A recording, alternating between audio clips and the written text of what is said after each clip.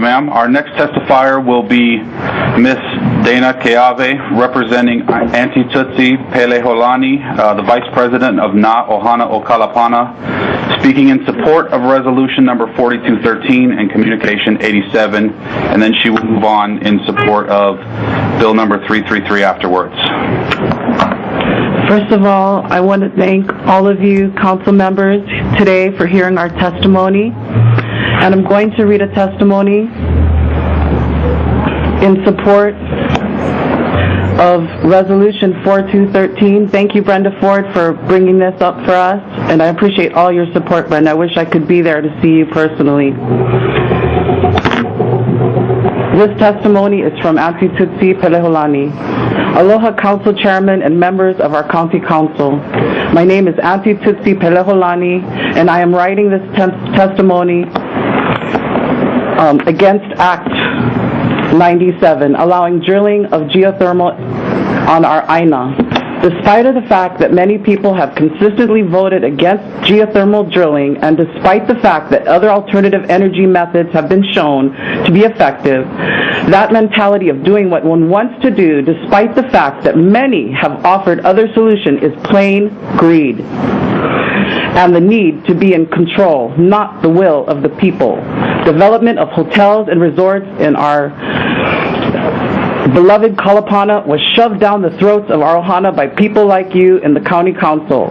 Now, today, you are doing the same thing. Back then, our kupuna said, Pele will take care. I say the same, Pele will take care. God bless all of you because you need it. Thank you for allowing me to give my testimony on behalf of my family and Na Ohana o Kalapana. Mahalo, Aunty Tutsi Pelehulani, Vice President of Na Ohana o Kalapana.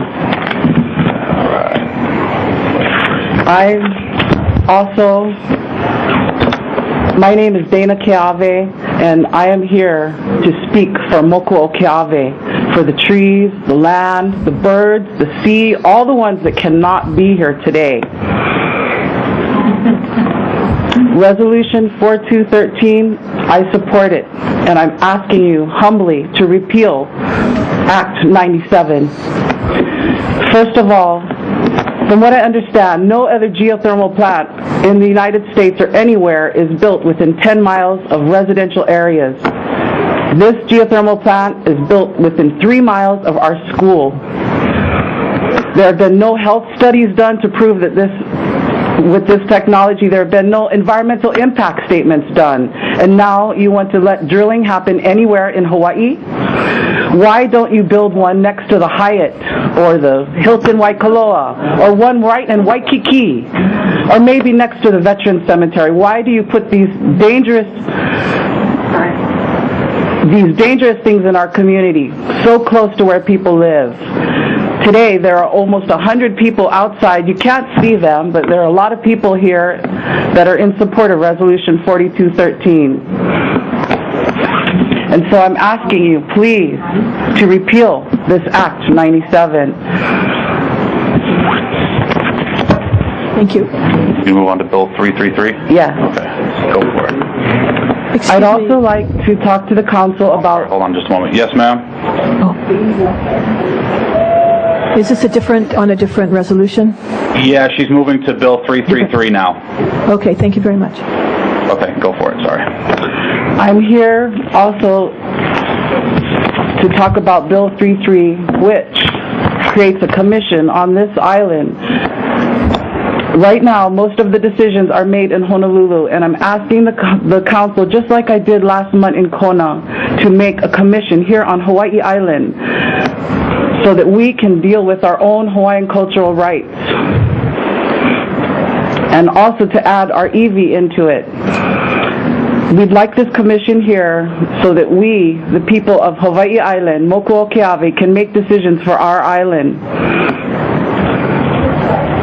And so that's all I want to say for now. But there's so many more people to talk, so I don't want to take up much more time.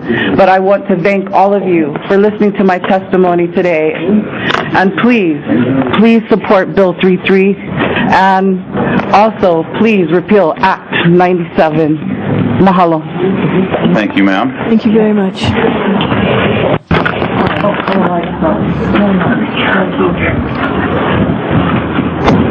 Okay, our second testifier will be Miss Donna Willoughby, representing Laakea Community LLC in support of Resolution 4213 and Communication 87. Whenever you're ready. Thank you, County Council, for listening to me. First, I want you to know that I spent 21 years in the U.S. Navy supporting our country. I then traveled all over the world looking for a place to create a sustainable community. I now live in Pune. I actually live across the street from where they're investigating. They've been given permission to test and see if they can put a geothermal plant. I live in a sustainable community, and yeah, maybe not 100%, but maybe 80 or 90%. We produce most of our own food. Our water comes from the sky, and our electricity comes from the sky. And we're trying to be an example to take care of the Aina by doing this. We actually have had thousands. I've lived there. We own the property. I've lived there for 8 years. We've had thousands of people come through that we teach farming and sustainability and how to get along with each other in community, how to be a Ohana. So my time in the military told me that the closer the decisions are made to where they impact the people are the best decisions. And when those decisions get made far away from the people, they don't have the information. They don't have the information they need. I wish every one of you could come visit my community. We now, after losing all our beehives, have 9 new beehives. We have thriving animals and people and plants. And we probably won't be there if that geothermal plant, or if they find a place next to our property that they can put in a geothermal plant. I want you to cherish what we're doing. I want you to cherish the plants and the animals in the air. And thank you for listening to me. Thank you, Mel. Very much for your testimony. We're going to go back to Hilo now and take 2 more testifiers. Thank you, Madam Chair. Our next speaker is Richard Ha, representing Hamakua Springs, in opposition to Resolution 42-13.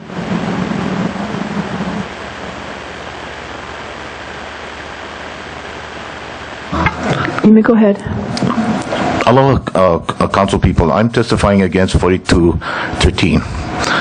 I think we can make things work to everyone's satisfaction by amending the act with the people's input. I'm testifying because I'm a farmer, having attended 5 association for the study of peak oil conferences.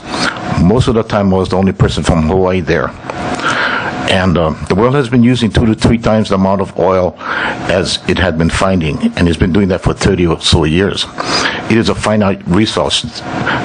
There will be consequences. It's not a matter of time.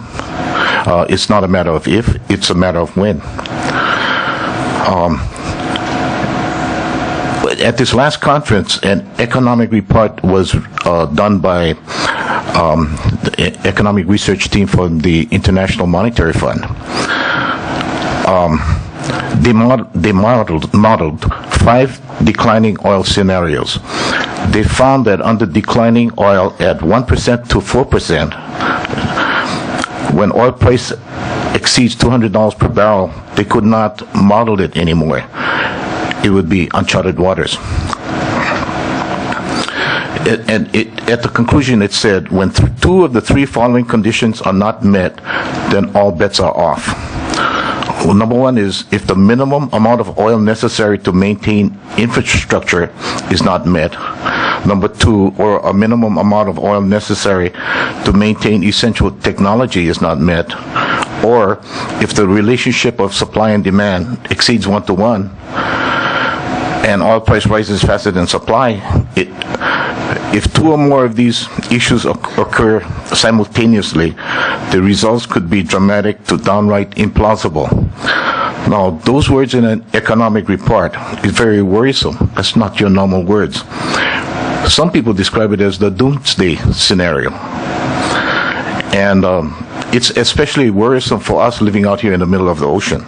So when I say I'm against a total recall, I'm not against the what people have been saying about home rule and stuff like that. I'm just trying to bring to people's attention that what is coming down is pretty serious. And I would like to ask the council to invite Robert Rapier to give a presentation to the council, because he's an internationally respected energy expert, and he happens to live on the Big Island. Thank you. Thank you. Our next speaker is Bob Petricci. He's speaking on Resolution 42-13 in support. Before I start on my time, I was wondering if I could get a clarification. There is a COM on the agenda, and I am a little confused if we can speak to the COM and to the resolution. Could we get an opinion from Corporation Counsel, please?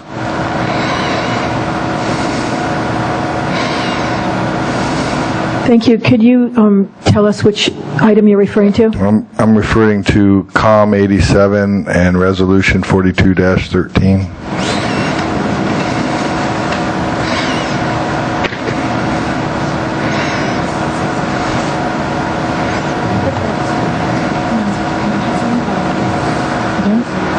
Yes, you can speak on the communication and the resolution. Thank you very much. So, first I want to say I'm in awe of... Excuse me, I may have... Excuse me, Mr. Petricci. Okay. I'm going to ask the clerk to clarify this for us. Okay. The question is if he can speak on Communication 87 as well as the resolution. The Communication 87 is the transmittal, I believe. Yeah, actually, I was thinking that, it's very important that this is being transmitted in light of the legislature's meeting at this time, and they're going to be considering this bill, so I thought it would be appropriate to be able to talk about that.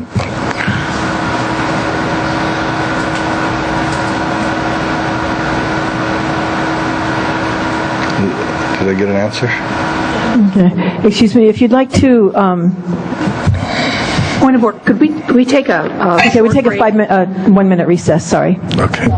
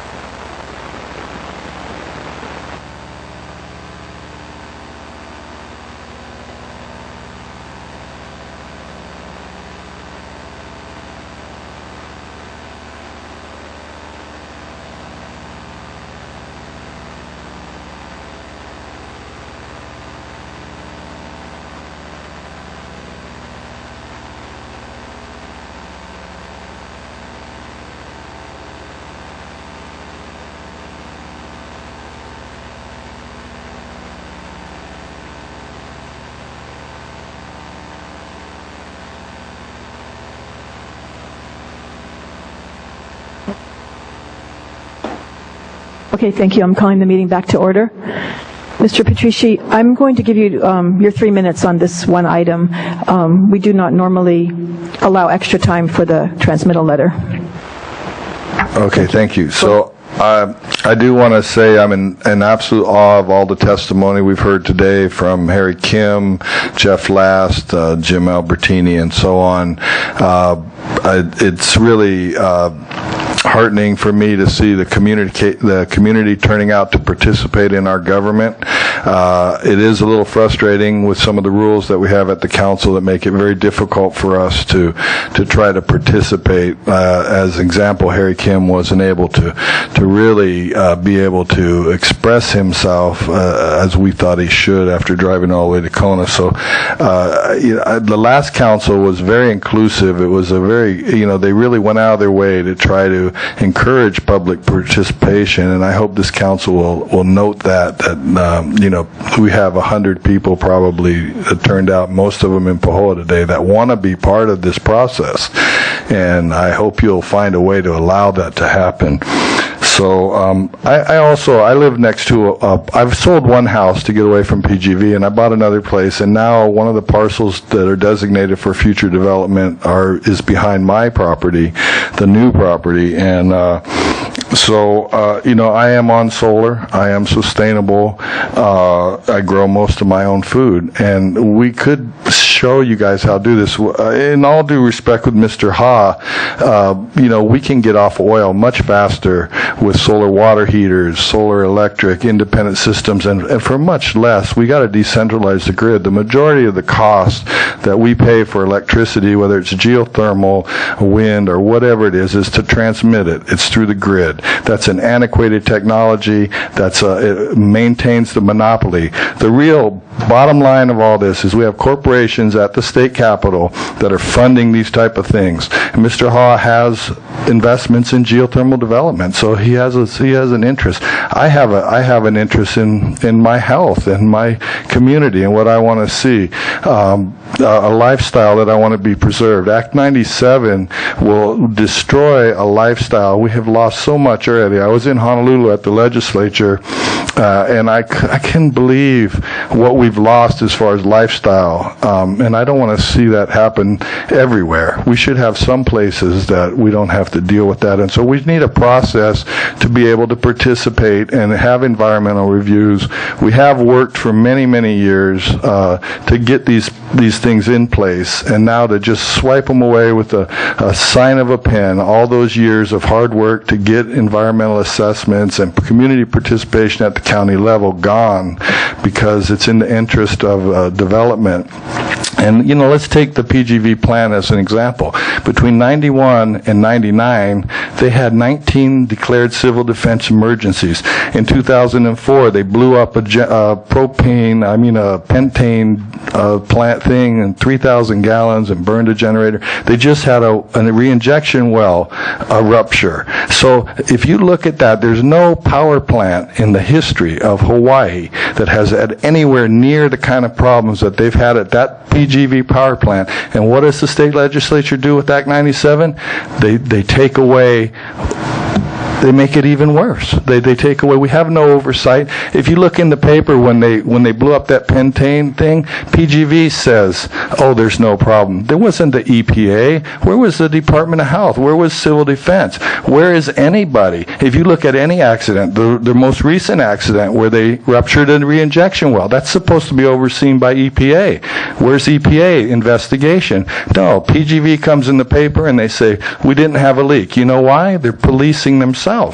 We have no oversight. You've never had this much opposition to a project in the history of Hawaii. And yet, here we go. Instead of strengthening the process, strengthening the environmental assessments and reviews, they want to take it away. That's a huge problem, and I don't think anybody that is objective at all cannot see that. You have a problem with geothermal development. We are not going away. We will be here. Thank you very much. Thank you. Do you have one more testifier in Hilo? Yes, ma'am. Our next testifier is Pua'ena On, speaking in